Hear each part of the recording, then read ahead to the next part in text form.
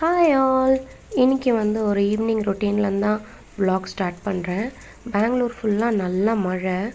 Evening நல்ல மழை வந்ததுனால ஒரு சூடாக ஒரு பிளாக் காஃபிலேருந்து தான் இந்த vlog ஸ்டார்ட் பண்ணுறேன். காஃபி குடித்ததும் ஈவினிங் வந்து நைட் கிச்சடிக்கு ரெடி பண்ண ஆரம்பிச்சிட்டேன். பேன் நல்லா ஹீட் ஆனதும் கடுகு பொரிஞ்சு வந்ததும் கட் பண்ணி வச்சுருக்க வெங்காயம், அப்புறம் வந்து கட் பண்ணி வச்சுருக்க வெஜிடபிள்ஸ் எல்லாத்தையும் சேர்த்துக்கிறேன். நான் இன்றைக்கி கேரட்டு, பீன்ஸ், அப்புறம் பட்டாணி மட்டும்தான் சேர்த்துக்கிறேன்.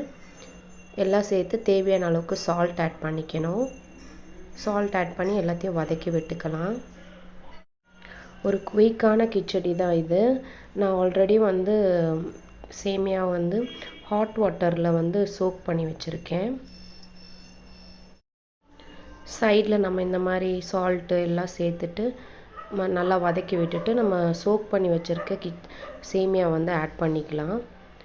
ரொம்ப குயிக்காகவே ஆகிடும். நம்ம நார்மலாக சேமியா கிச்சடி பண்ணுறத விட இந்த மாதிரி ட்ரை பண்ணி பாருங்கள்.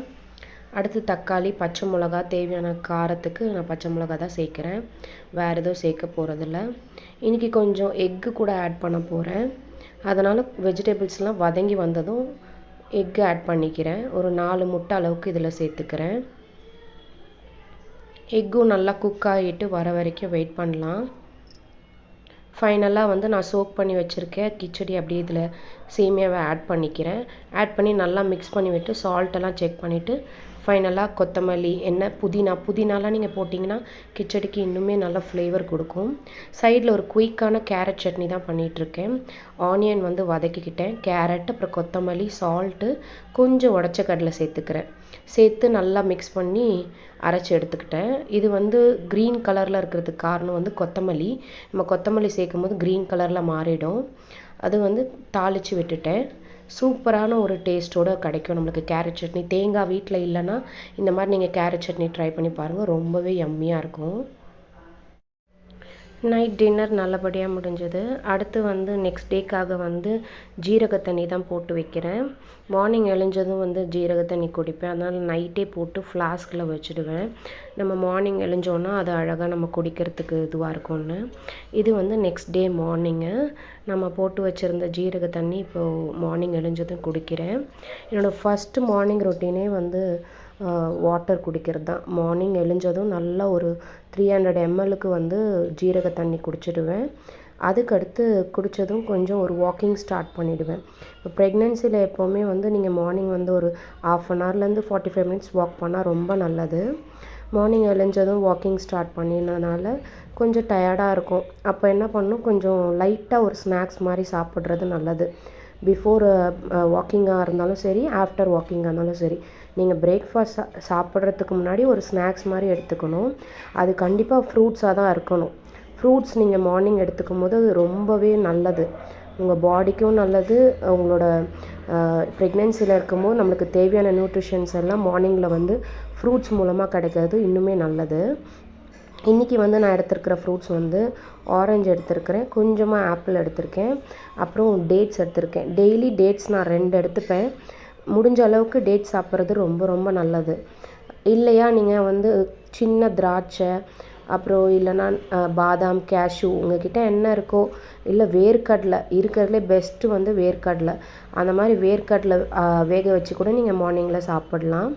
நான் வந்து ஃபஸ்ட் ப்ரெக்னென்சிலலாம் இவ்வளோலாம் ப்ராப்பரான ஃபுட்ஸ்லாம் எடுத்துக்கல.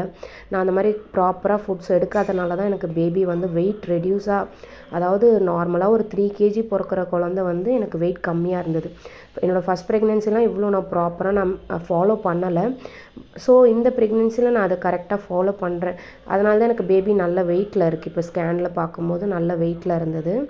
அடுத்து வந்து ஸ்நாக்ஸ் எல்லாம் முடிச்சதுக்கப்புறமா என் ஹஸ்பண்டுக்கு வந்து ஆஃபீஸ் கிளம்புற டைம் ஆகிடுச்சு. அதனால் அவங்களுக்கு தோசை ஊற்றிட்டுருக்கேன். அவங்களுக்கு வந்து ஒரு நம்ம நைட்டு வச்சுருந்த சட்னி, அந்த கிச்சடிக்கு சட்னி இருந்தது பார்த்திங்களா, அதே தான் கூட ஊற்றி கொடுத்துட்டேன். 2 தோசை ஊற்றி கொடுத்துட்டேன். கூடவே வந்து அவங்களுக்கு ஆஃப் பாயில் இல்லாமல் இறங்கவே இறங்காது. இது வரைக்கும் நீங்கள் ஸ்டார்டிங்லேருந்து வீடியோ பார்க்குறீங்கன்னா கண்டிப்பாக உங்களுக்கு தெரிஞ்சிருக்கும். அதில் வந்து கண்டிப்பாக சொல்லியிருப்பேன், என் ஹஸ்பண்டுக்கு ஆஃப் பாயில் டெய்லி மார்னிங்கும் ஈவினிங்கும் இல்லை நைட்லேயோ ஆஃப் பாயில் சாப்பிடாம அவங்க சாப்பிடவே மாட்டாங்க. அவங்க பிரேக்ஃபாஸ்ட்டோ டின்னரோ கம்ப்ளீட் ஆகாது. இன்றைக்கி வந்து அதே சேம் நம்ம நைட் வச்சுருந்த சட்னி அப்படியே எடுத்து வச்சுருந்தேன் ஃப்ரிட்ஜில். கேரட் சட்னி. பேலன்ஸ் இருந்தது அப்படியே யூஸ் பண்ணிக்கிட்டேன். அவங்களுக்கு ஒரு 2 தோசை ஊற்றிட்டு அவங்களுக்கு ஒரு ஆஃப் பாயில் போட்டு கொடுத்துட்டேன். கூடவே எனக்கும் ஒரு தோசை ஊற்றிக்கிட்டேன். அவங்க சாப்பிட்டுட்டு ஆஃபீஸ் கிளம்புனதும் நான் வந்து தோசை ஊற்றி சாப்பிட ஆரம்பிச்சிட்டேன்.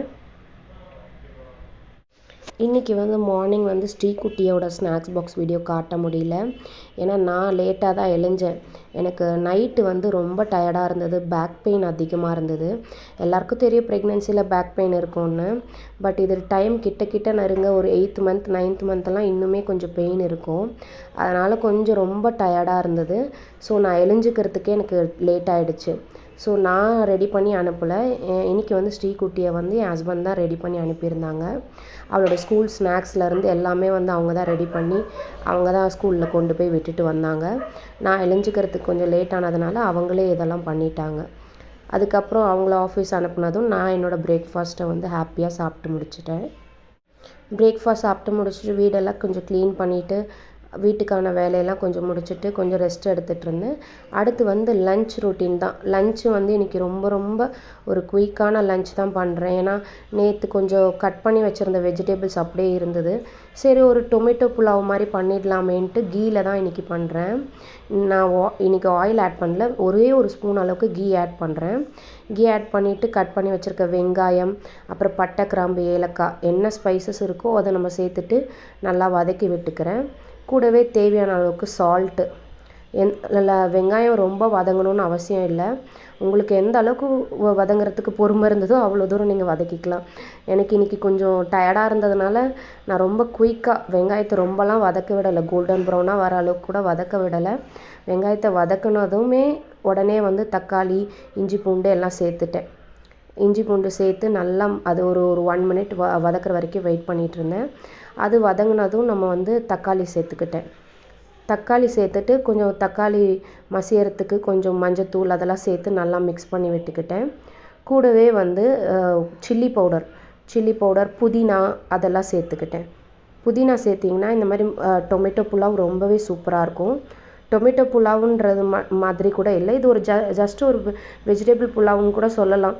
ஏன்னா நான் வந்து பேலன்ஸ் இருந்த வெஜிடபிள்ஸ் எல்லாத்தையும் இதில் ஆட் பண்ணிக்கிட்டேன். நைட்டு நான் எக்ஸ்ட்ராவே வெஜிடபிள்ஸ் கட் பண்ணியிருந்தேன். ஸோ கிச்சடிக்கு எதுக்கு இவ்வளோன்ற மாதிரி நான் அதை எடுத்து ஸ்டோர் பண்ணி வச்சுருந்தேன். அதை அப்படியே எடுத்து இன்றைக்கி யூஸ் பண்ணிக்கிட்டேன். சேம் கேரட்டு, பீன்ஸு, பட்டாணி அதை தான் எல்லாம் சேர்த்து சரி ஒரு வெஜிடபிள் மாதிரி சாப்பிட்ட மாதிரி ஒரு இது இருக்கும் அப்படின்ட்டு ரெண்டுத்தையும் மிக்ஸ் பண்ணிவிட்டு நல்லா ஒரு வெஜிடபிள்ஸ் நல்லா வதங்கி வந்தணும். தேவையான அளவுக்கு வாட்டர். இன்றைக்கி நான் பாஸ்மதி ரைஸில் தான் தாவத் நான் யூஸ் பண்ணுற பிராண்டு. ரொம்பவே உதிரியாக நல்லா செம ஃப்ளேவராக கிடைக்கும். இந்தியா கேட்டை விட என்ன கேட்டால் அந்த தாவத் ரைஸ் ரொம்ப டேஸ்ட்டாகவும் ரொம்ப ஃப்ளேவர்ஃபுல்லாகவும் கிடைக்கிது.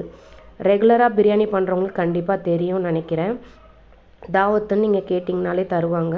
அதுலேயே க்ரீன் கலர் பேக்கெட் வந்து ரொம்பவே நல்லாயிருக்கும் அந்த ஃப்ளேவர். ஃபைனலாக ரைஸ் நல்லா தம் போட்டு எடுத்துட்டேன். புதினா சேர்த்து நல்லா மிக்ஸ் பண்ணி விட்டுக்கிட்டேன். நான் எனக்கு வந்து கூடவே ஒரு ஆம்லெட் போட்டுக்கிட்டேன். ஸ்ரீகுட்டி வரத்துக்கு கொஞ்சம் லேட் ஆகும். அதனால் நான் வந்து சீக்கிரமாகவே லஞ்சு சாப்பிட்டுக்கிட்டேன் இன்றைக்கி. அவ்வளோதான் இன்றைக்கான vlog. ஃபஸ்ட்டு மாதிரிலாம் ரொம்ப பார்த்துலாம் இப்போ குக் பண்ணவே முடியறதில்ல. ஸோ டைம் நெருங்கிறதுனால 8th மந்த்தெல்லாம் தாண்டிகிட்ருக்கோம். அதனால கொஞ்சம் சிம்பிளாக எவ்வளோ சீக்கிரம் குயிக்காக லஞ்ச் முடிக்க முடியுதோ அந்த அளவுக்கு தான் பண்ண முடியுது. இந்த vlog உங்களுக்கு பிடிச்சிருந்தால் லைக் பண்ணுங்கள், ஷேர் பண்ணுங்கள், சப்ஸ்கிரைப் பண்ணுங்கள். தேங்க்ஸ் ஃபார் வாட்சிங்.